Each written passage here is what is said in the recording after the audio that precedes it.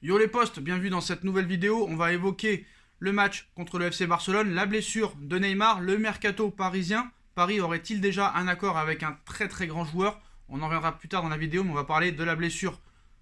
Énième blessure de Neymar Junior. Beaucoup de gens lui sont tombés dessus à juste titre. D'autres l'ont défendu aussi à juste titre. Qu'est-ce qu'il faut en penser réellement? Vous le savez, Neymar, quand il est au top de sa forme, c'est top 3 mondial, sauf problème. Toujours blessé. Depuis maintenant qu'il est au Paris Saint-Germain, il a toujours été absent, à part l'année dernière, des huitièmes de finale de Ligue des Champions. Et le Paris Saint-Germain, quand il a été blessé en 2018, ils se sont fait éliminer. En 2019, ils se sont fait éliminer. Et comme par hasard, l'année dernière, Paris s'est qualifié. Et en plus, Neymar avait été buteur à l'aller et au retour. Et on connaît la suite. Finale de Ligue des Champions. Encore une fois, il ne sera pas apte pour ces huitièmes de finale de Ligue des Champions avec cette énième blessure. Alors moi, Steve Yago, bon, voilà, il blesse un joueur comme beaucoup d'autres ont blessé Neymar. Sauf problème, c'est que Neymar n'a jamais été blessé au FC Barcelone, ou très peu. On sait que Neymar a une hygiène de vie déplorable. C'est un fêtard, ce n'est pas un travailleur. Pendant que lui se blesse et enchaîne les années très médiocres, on va dire, il a raté plus de 53% des matchs au Paris Saint-Germain. Bah, les Ronaldo, les Messi enchaînent les ballons d'or, enchaînent les buts, enchaînent les bonnes performances. Et malheureusement, on parle de Neymar que dans des problèmes extrasportifs ou blessures. Et le problème, c'est que même Neymar, quand il n'est pas blessé, il arrive à avoir des cartons rouges, se faire suspendre, et voilà. Donc à un moment donné, il faut voir un petit peu le contexte. Faut-il arrêter avec ce joueur? Faut-il le vendre? Ce n'est plus possible. Malheureusement, le Qatar, jamais il ne le vendra. Pas avant 2022, en tout cas jusqu'à la Coupe du Monde. Pochettino a été interrogé sur le sujet. Neymar a réagi à sa blessure en faisant un petit peu une autocritique de lui-même. C'est quand même assez rare pour être souligné.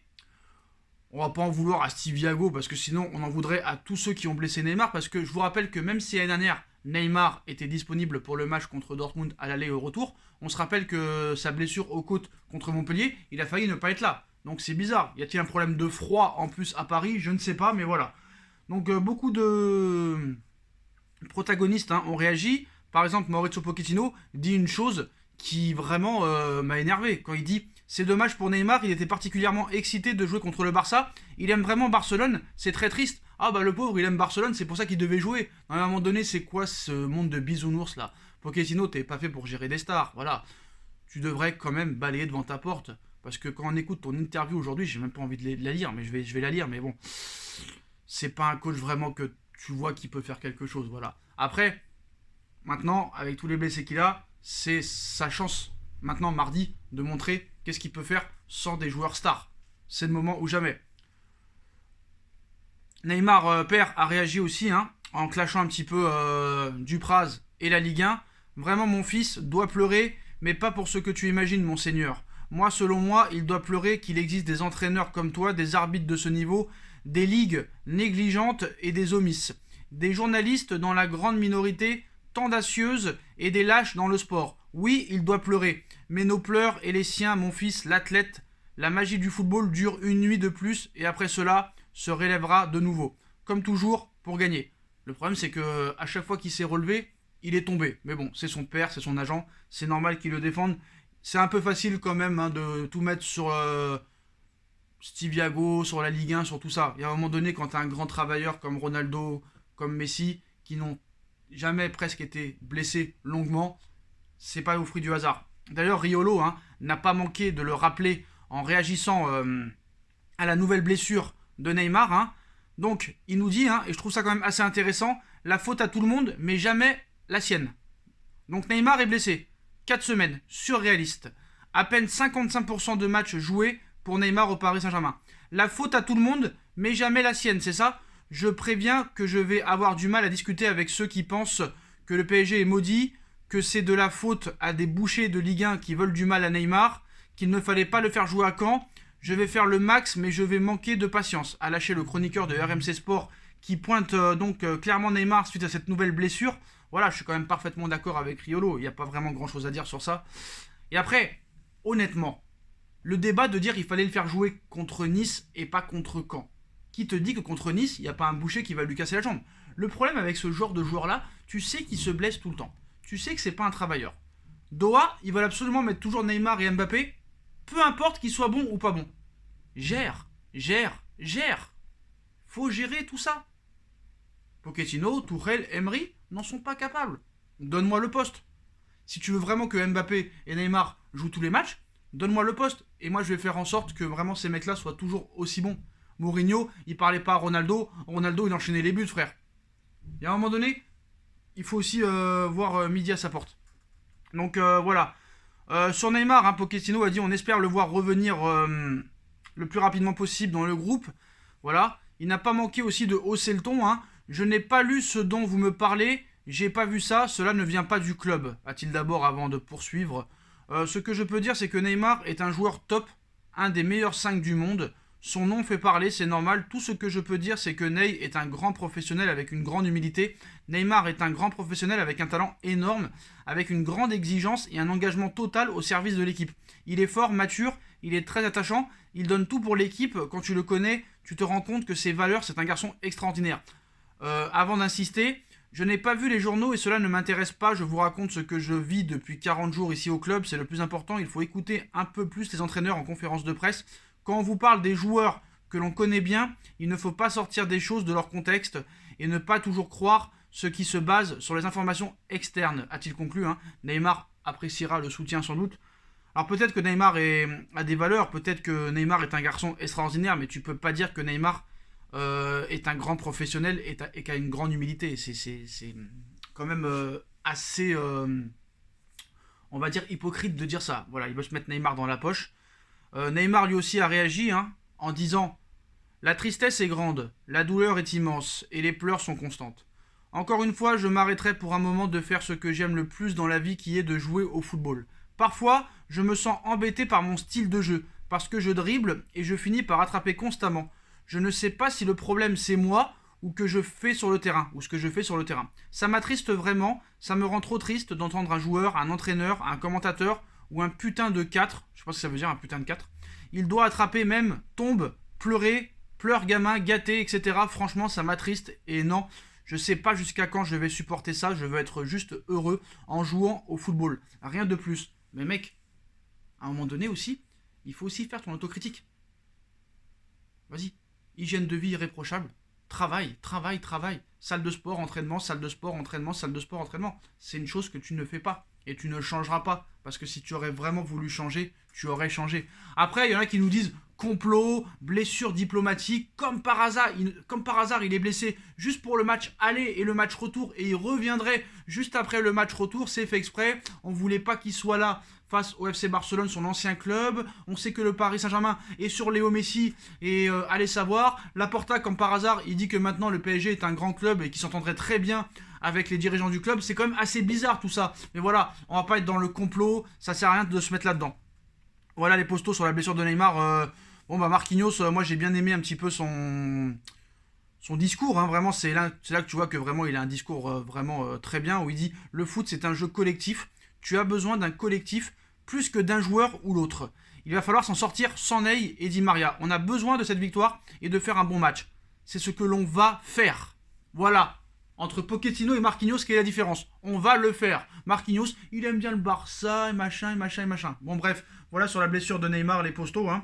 D'ailleurs, pour le match de Neymar, il n'y a pas que lui qui est absent. Di Maria aussi sera indisponible. Et demain, Verratti et Rafinha sont forfaits contre Nice. Par contre, retour, et ça c'est une bonne nouvelle, de Keylor Navas, de Layvin Kurzawa et de Ander Herrera. Alors, on a un petit peu un aperçu sur le 11 probable du PSG face au Barça selon l'équipe. Donc on partirait avec Navas dans les buts, Marquinhos, Kimpembe dans l'axe, Kurzawa à gauche, Florenzi à droite, Paredes, Gay, Verratti au milieu de terrain, Sarabia, Icardi, Mbappé. Je pense que réellement il se trompe. Il se trompe parce que sur la défense, pas de problème, on est d'accord. Milieu à 3 avec Gay. Non. Après, est-ce que Gay peut se sublimer?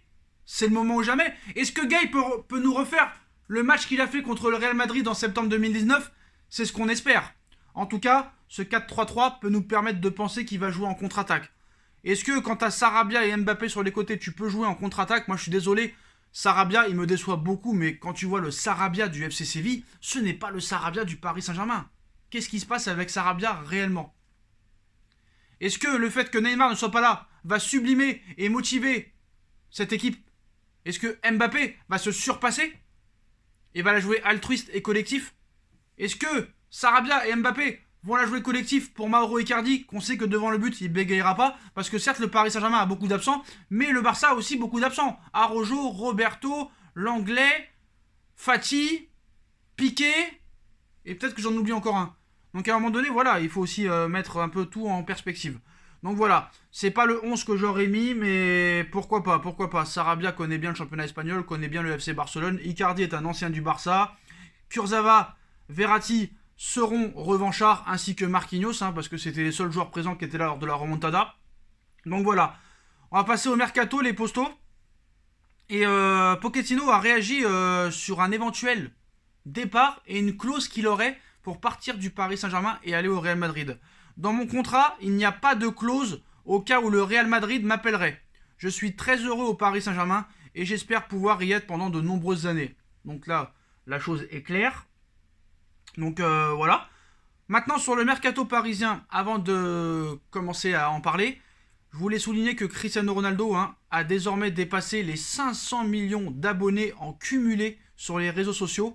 261 millions d'abonnés sur Instagram, 148 millions d'abonnés sur Facebook et plus de 91 millions d'abonnés sur Twitter. Il est la première personne au monde à franchir ce cap, que ce soit chanteur, acteur, télé-réalité, tout ça et tout. C'est quand même l'un des plus grands, il faut le souligner. Et c'est un grand joueur, vraiment exceptionnel, un travailleur hors pair et je pense qu'il va aller au-delà des 40 ans.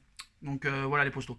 D'ailleurs, pour revenir à Neymar, j'ai trouvé ça assez incroyable. C'est là que tu vois que le Paris Saint-Germain a une façon de penser assez bizarre. Des membres du club estiment que le sommeil, l'alimentation et l'hydratation de Neymar ne sont pas toujours en adéquation avec les besoins d'un sportif de haut niveau. Le PSG a établi un protocole précis pour optimiser les chances d'un retour très rapide.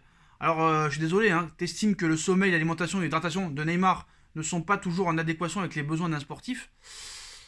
Il faut savoir de quoi tu parles, frérot. Quels sont tes médecins, quels sont tes kinés, quels sont tes préparateurs physiques, quels sont tes diététiciens. Et à un moment donné, ça ne communique pas, frère. Ça ne communique pas. Après, dans cette équipe, tout le monde a été blessé. Tout le monde. Que ce soit les gardiens, les défenseurs, les latéraux, les milieux de terrain, les attaquants, il n'y en a pas un qui n'est pas ressorti blessé. Donc à un moment donné, stop. Stop. Il faut aussi faire son autocritique. Donc voilà, on passe au mercato des postos. Première nouvelle, Jules Koundé du FC Séville possède une clause libératoire de 80 millions d'euros.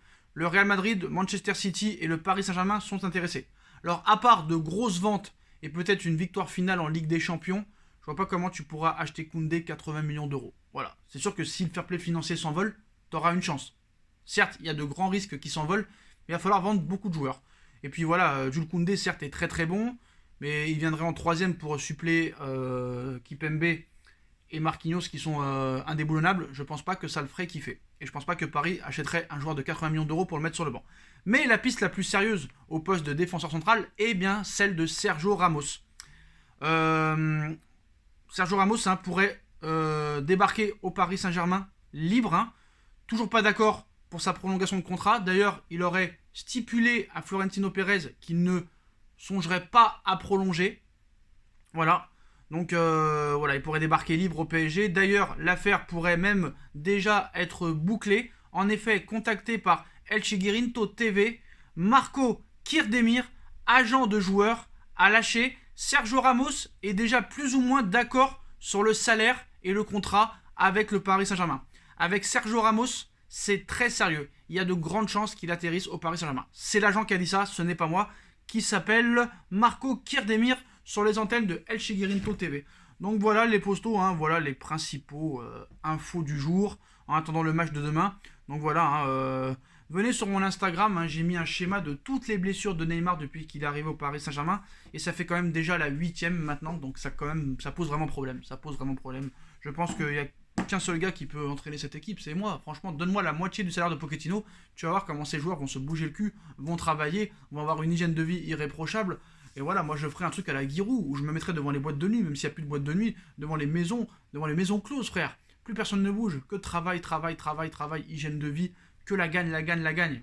Pochettino, c'est quoi ce discours de fragile là? Il aime bien Barcelone, donc c'est dommage qu'il joue pas. Rentre-leur dedans. Tu veux te battre, tu vas en avoir l'occasion au prochain match de Ligue des Champions. Ça pose un problème parce qu'on compte leur rentrer dedans. Il faut leur rentrer dedans, frère. Rentrez-leur dedans. Quand même. Ils sont pas au top niveau de leur forme, là. Voilà les postos. On like, on partage, on commente, on s'abonne. Hein, vous savez le délire. Vous avez tous les liens en description. Venez sur mon Instagram SBFootNews. Hein, vraiment, c'est très intéressant. Il y aura des infos du matin au soir. Donc voilà, vous avez la cagnotte PayPal toujours qui est disponible hein, si vous voulez aider la chaîne. Sur No Feeling, on va reprendre les vidéos sur No Feeling. On parlera plus des femmes parce que ça pose trop de problèmes.